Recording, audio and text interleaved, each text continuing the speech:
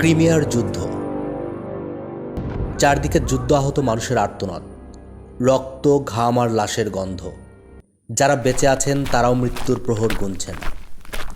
সেই সব আহত মানুষের জীবনে আশীর্বাদ হয়ে এসেছিলেন Florence Nightingale, the lady with the lamp. বাংলাদেশের মুক্তিযুদ্ধেও ছিল এমন একজন নারী, যিনি বাতি হাতে নয় বরং হারিকেনার টর্চের আলোয় হাজারো মুক্তিযোদ্ধার জীবন বাঁচিয়েছিলেন। তিনি ডাক্তার ক্যাপ্টেন সিতারা বেগম।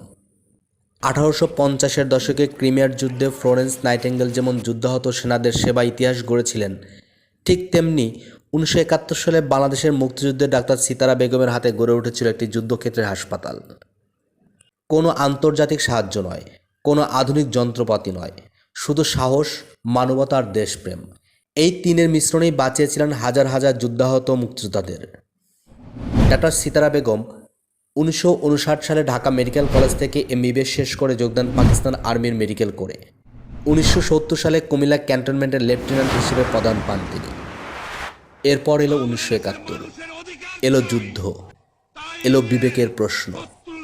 তার বড় ভাই মুক্তিযোদ্ধা মেজর হায়দারের পরামর্শে তিনি সিদ্ধান্ত নিলেন এ যুদ্ধে মা, মাটি আর মানুষের পাশে থাকতে হবে। পাড়ি জমালেন ভারতে। যুদ্ধ যত তীব্র হচ্ছিল ততই বাড়ছিল আহত মুক্তিযোদ্ধার সংখ্যা। ভারতের উপর নির্ভর করা সম্ভব হচ্ছিল না। তখন 2 নং সেক্টরের সেক্টর কমান্ডার খালেদ মোশাররফ উপলব্ধি করলেন নিজেদের একটা হাসপাতাল চাই। আগরতলায় ক্যাপ্টেন আক্তারের সহযোগিতায় গড়ে ওঠে বাংলাদেশ হসপিটাল। এই হাসপাতালই পরিণত হয় মুক্তিযুদ্ধের সবচেয়ে সফল মেডিকেল ফ্রন্টগুলোর একটিতে। এই যাত্রায় পাশে ছিলেন doctor Zafrullah Chowdhury, doctor M.A. Mobin, doctor Nazimuddin Ahmed এবং ডক্টর সিতারা বেগম। হাসপাতালের জন্য কোনো বিল্ডিং পাওয়া যায়নি। একটি গোয়ালঘর পরিষ্কার করা হলো। ইটের উপরে কাঠের তক্তা বসিয়ে বানানো হলো বিছানা। বাঁশের খুঁটির উপর মাচা, সেটাই ওয়ার্ড। প্লাস্টিক দিয়ে ঘেরা অপারেশন থিয়েটার। দিনের সূর্যের আলোতে অপারেশন, রাতে হারিকেন, কখনো টর্চ লাইট।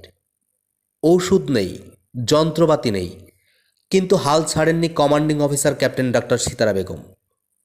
গুলিবিদ্ধ শরীর, স্প্রিন্টার ঝাঁঝরা মাংস, গুরুতর সংক্রমণ। অসম্ভবকে সম্ভব করাই ছিল তার প্রতিদিনের কাজ। দিনরাত পরিশ্রম করে মায়ের মমতার সেবা দিয়ে সুস্থ করে তুলতেন প্রতিটা আহত প্রাণকে। এত সীমাবদ্ধতা, নেই ট্রেনিংপ্রাপ্ত ডাক্তার, নার্স কিংবা আধুনিক অপারেশন থিয়েটার, এমনকি ওষুধেরও স্বল্পতা। তারপরও ক্যাপ্টেন সিতারার অক্লান্ত পরিশ্রম আর মমতায় বাংলাদেশ হাসপাতাল দাঁড়িয়েছিল জীবন আর মৃত্যুর মাঝামাঝি ঢাল হিসাবে। দীর্ঘ যুদ্ধে ডায়রিয়ায় একজনের মৃত্যু বাদে কাউকেই প্রাণ হারাতে হয়নি। যুদ্ধ শেষেও যুদ্ধ চালিয়ে গেছেন সিতারা বেগম। আহতদের যথাযথ চিকিৎসা সেবা নিশ্চিত করে ঘরে ফিরেছিলেন তিনি।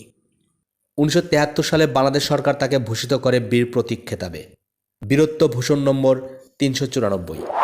কিন্তু ইতিহাস সবসময় কৃতজ্ঞ থাকে না। 1975 সালে বঙ্গবন্ধুর হত্যার পর রাজনৈতিক অস্থিরতায় তার বড় ভাই মুক্তিযুদ্ধের বীর সেনানী মেজর হায়দার নিহত হলেন। এই ধাক্কা সামলানো সম্ভব হয়নি। ডাক্তার সিতারা পরিবারসহ দেশ ছাড়লেন, পাড়ি জমালেন আমেরিকায়। এভাবেই বাংলাদেশের ইতিহাসের এক উজ্জ্বল তারা মিলিয়ে গেল প্রবাসের আকাশে। ফ্লোরেন্স নাইটেঙ্গেলকে বিশ্ব মনে রেখেছে, কিন্তু আমরা কি মনে রেখেছি আমাদের নাইটেঙ্গেলকে? Doctor captain Sitara Begum. তিনি শুধু একজন ডাক্তার নন, তিনি ছিলেন মুক্তিযুদ্ধের নীরব যুদ্ধের সবচেয়ে আলোয় ভরা বাতি। তাকে ভুলে গেলে নিজেকে চিনব কী করে?